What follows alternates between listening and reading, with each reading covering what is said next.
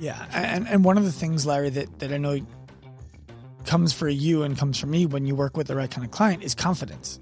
You know, there's this big, this big thought experiment out there that everybody should be working on their weaknesses. And I couldn't disagree with that more as it pertains to business and as it pertains to the things in your life that you enjoy. I think that in your physical fitness, you should be working on your weaknesses. I think that you should be spending 80% of your time developing the things that you are weakest in when it comes to your physical preparedness for life. When it comes to your business practices, the people you surround yourselves with, and you know, the environment in which you live, you should be spending, in my opinion, 80% of your time on the things that you are strongest in. At Active Life, we believe that the healthcare clinic of the future is the gym. Everybody starts with the best case scenario in mind. Never sell anything to anybody who is not in the market for what you have. The only reason we work out is to create the opportunity to recover. And the healthcare provider of the future is the coach. And this is why you guys need to get paid well, because what you're doing is really, really hard work. Welcome back to another episode of Turning Pro on the Active Life Podcast. I'm Larry Geyer, and I'm here with Dr. Sean Pastuch. It's true. What's up, Larry? So what I would love to discuss today is how turning away business can actually make you more valuable and more successful. Yeah, I love this topic because I think that people swing way too far in both directions of it. You know, it's the audience that says, say no more often and you'll be more respected. And then there's the audience that says you need to say yes to everything. You don't even know what you like or who you can help yet. And I think that it'd be really valuable for us to build that middle for people. So let's do that. Is the yes group about, you know, geared towards people who need to be finding out who they are and who they need to be helping? Is that the idea? In part. You know, I did an interview a while back with Dr. Andy Galpin. I don't remember what number it was. Maybe we can find it and throw it in the show notes. But Andy Galpin talked about his entire career got started because he said yes to taking blood pressure at a health fair in the rain outside at college when he had no interest in a career around doing anything like that. And that, you know, somebody noticed that he did a good job and then they gave him the next opportunity and then the next opportunity. And he's like, and I don't know how many things I said yes to that didn't turn into anything because I probably forgot about them. And that means that they weren't that important.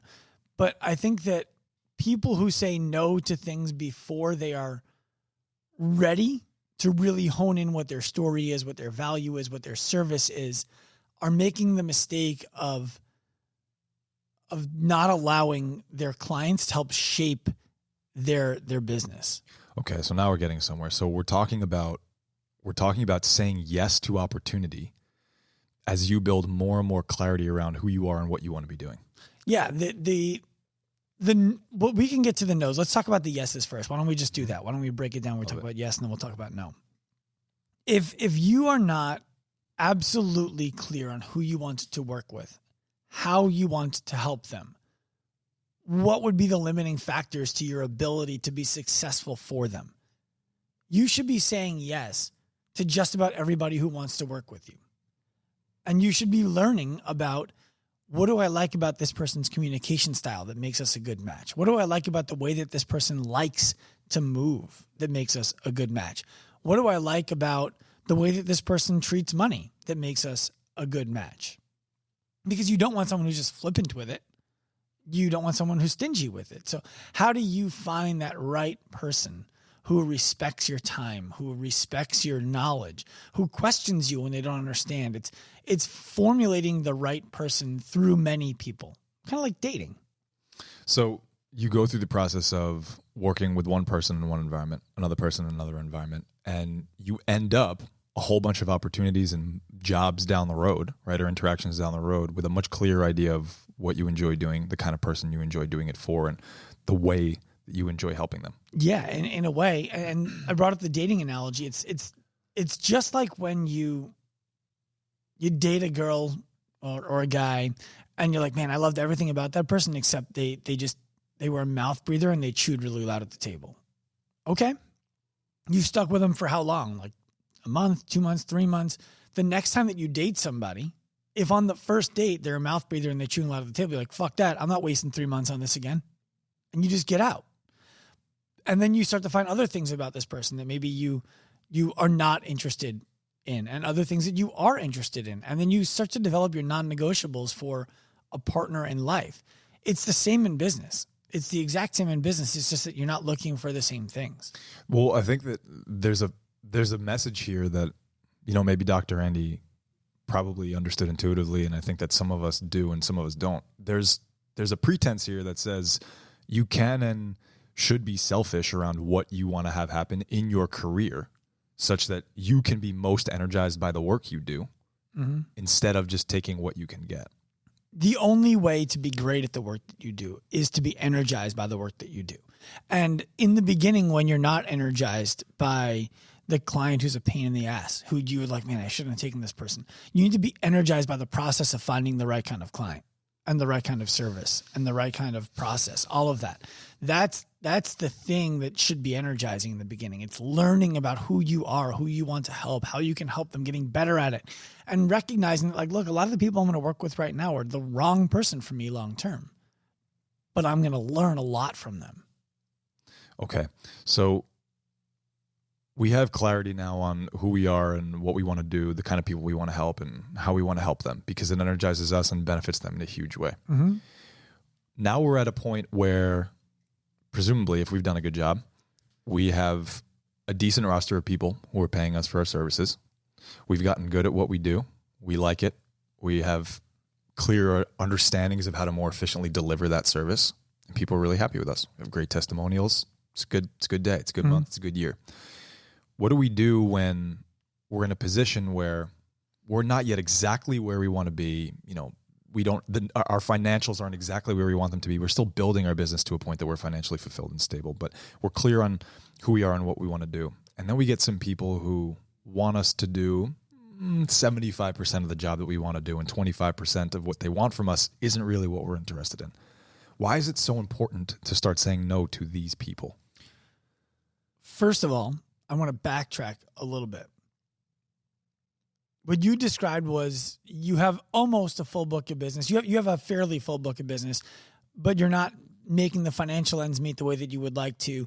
Somebody comes along and they're most of what you want to work with, but not all of what you want to work with. Why is it important to say no to them? And I would say it's not. I would say you should work with that person, because what's probably going to happen there is you're going to learn something about the 25% of them that's not a match for you, that maybe you're not perfectly aligned on what your match is. Now, that being said, there have to be non-negotiables there, right? Like if the 25% is, and I want 50% off, well, then obviously you're not going to work with them. But if the 25% is, I'd like to, like if you're a trainer in a gym and you're very into free weights and like, I'd like to mix in some machines. Okay, I'll work with this person, because you need to learn how to use the machines effectively so that people who are on them using them ineffectively become people who you can approach in the gym and teach them the more effective way to use the machine to gain their trust and then get them off of the machine. Right? So when I was a trainer at Equinox in 2005, one of the ways that I would get clients would be to walk over to people on the machines and ask them if they needed any support, if there's anything I could do to help them. What is it that you're working on? What are you trying to achieve? And constantly I would hear people say things and I'm like, in my head, I'm like, what the fuck are you doing on this piece of equipment then? Like, you're in the wrong place, doing the wrong thing with the wrong weight. Everything about this is wrong. But instead of telling them that you did this wrong, intuitively, and which is mind-blowing because I was a very poor communicator at the time, intuitively I understood I'm better off showing this person how to do what they're already doing better and help them believe that what they're doing, that they've made a smart decision, than to make them feel like they're doing something totally wrong. And that allowed me to start taking my clients and using machines in a way that I didn't want to, and then take them off of them over time. Like, hey, you're doing great over here. When we're able to do this, we're going to move off of the machine into free weight because that's when it's more appropriate. But it's incumbent upon you, the coach, to earn the trust before you start to break all the beliefs.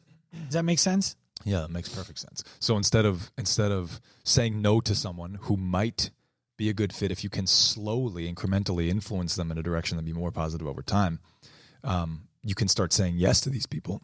Excuse me. So you have the opportunity to influence them in a bigger, deeper way. 100%. You know, it's you're not going to find. I think one of the reasons why people say no to too many people when they hear conversations like the one that we're having right now, the one that we're certainly going to get to when we talk about no, is they start turning away everybody who's not perfect for them. And they're like, no. The perfect person is going to come along and I'm going to be able to service them. And I say no to anybody who doesn't meet my ideal client avatar. It's like, dude, you haven't earned the right to be so picky. That right there is reserved for people who can develop waiting lists. That is reserved for people who know how to find their next job. That is reserved for people who are not passively waiting for work to come to them, but who are actively out there seeking work and want to be picky about what they say yes to and no to because it occupies the space and the opportunity to go acquire more work. It's not your right when you sit there and somebody comes to you, offers the opportunity for you to gain experience working with them, but they're not exactly who you want to work with. That's not your privilege yet. So how does someone get to the point and how do they know that they're at this point when it's appropriate to start making the decision to say no to more people? How do they do it? What's the right way to say no to someone? And what's the mutual benefit of saying no? Yeah. So the way I like to look at it is if it costs you a lot of energy to say no, if you're like, damn, I really wanted to say yes to that, but I had to say no because they're not my perfect client. There should be a time in your career at which the energy to say no is equal to or less than the energy to say yes. So at that point, start saying no. So what I mean by that is this. If somebody comes up to you and says, hey, you're a great coach. I'd love to work with you. I've seen the way that you train your clients. I want to do this. And you're like, dude, those things are not real.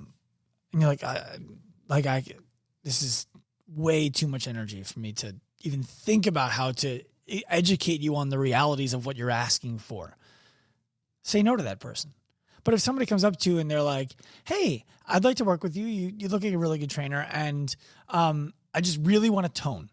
I don't want to get bulky. I just really want to tone. Like if you say no to them because they don't understand the physiology of muscle development and fat loss and that you can't turn fat into muscle, if you throw your nose in the air at that person, you're missing the opportunity to be the educator that person needs so that they can become the person that you want to work with.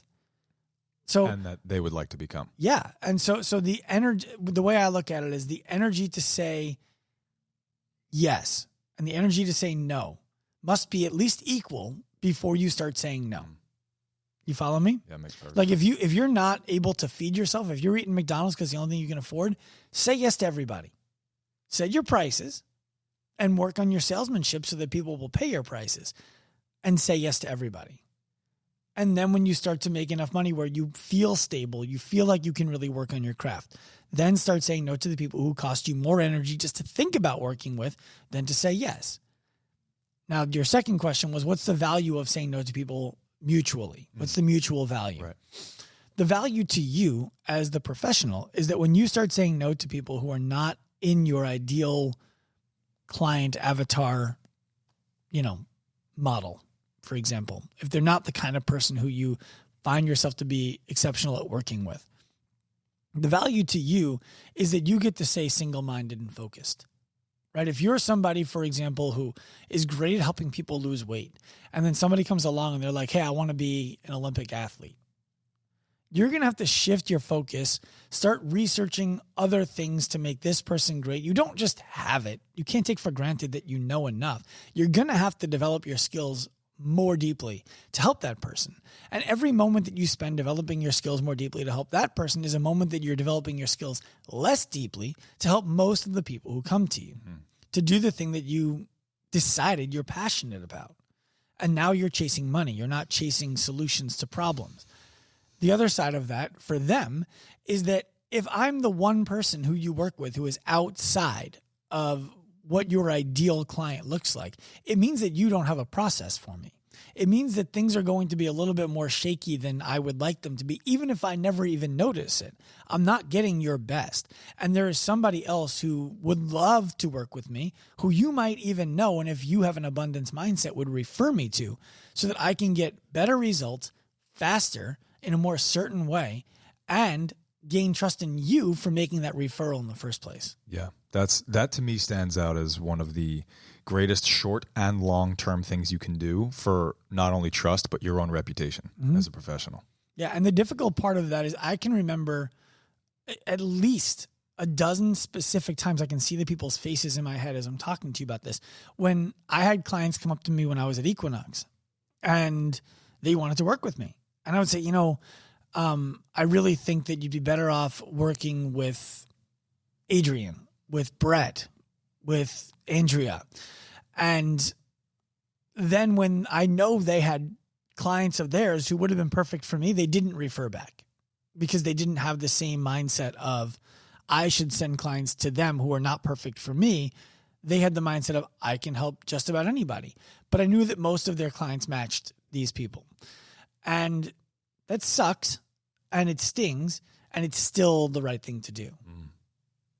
No, that makes perfect sense. And I think that at the end of the day, you are going to end up saving yourself a ton of energy, and your clients, whether they become your clients in the short term or not, are going to experience a ton of relief knowing that you didn't make a decision that was based on the prioritization of their money over their well-being. Yeah. And one of the things, Larry, that I know comes for you and comes for me when you work with the right kind of client is confidence. There's this big,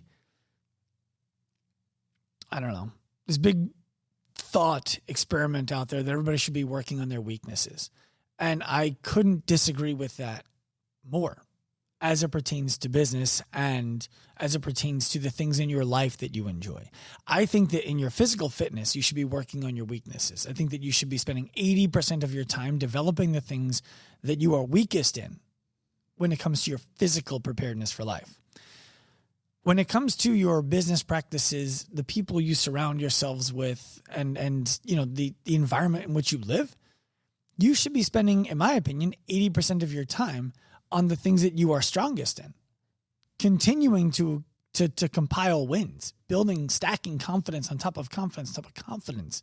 You don't need to keep on searching after the kind of client that you don't know how to help just so that you can suck again and have your confidence knocked down while you piece together the puzzle to help that person. It's not fair to you and it's not fair to them.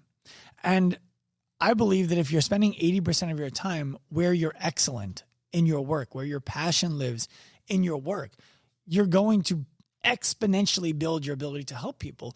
And the other 20% is just supposed to be spent making sure that you are not a liability in the other places. It'll also, I imagine, more quickly build the momentum that will get you to a place where you have more freedom of time, space, money, and energy to really work on and more effectively allocate energy and time and money to the 20% that you might feel is really important to fill in the cracks. Without a doubt.